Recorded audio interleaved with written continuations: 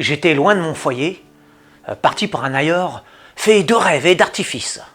Mais c'était les nuages et le réel que j'avais trouvé dans l'est de la France. Les cailloux reflétaient le ciel, et le ciel était pareil à mon âme, plein de lumière et de mystère. Bercé par une ambiance surnaturelle, due à je ne sais quel phénomène prodige ou soudaine subtilité du monde, des merveilles m'apparurent. En empruntant une route nationale en direction de Paris, c'était comme si je venais d'accéder à une voie secrète menant vers une éternité insoupçonnable. Je roulais sur la chaussée, mais mon esprit volait vers les cumulus. Le crépuscule s'annonçait radieux.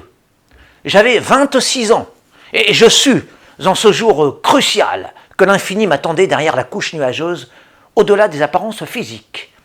La ville de Sens, sur mon chemin, prenait une signification singulière, avec une portée nouvelle. Elle devenait un signe, comme un clin d'œil, une clé entre la terre et l'immensité des nues.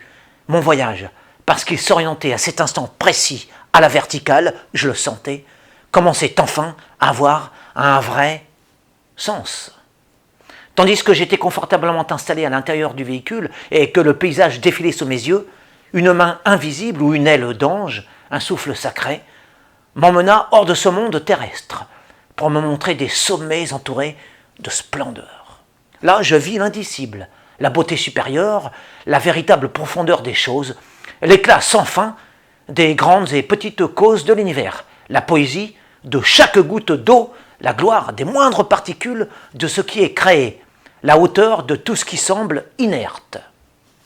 Lors de cette étape routière, jadis, à l'heure du couchant, entre les lueurs du soleil déclinant et l'ombre du soir, ma conscience s'est divinement élargie et je me suis envolé jusqu'au flamboiement de la création. Voilà, et c'est une histoire vraie.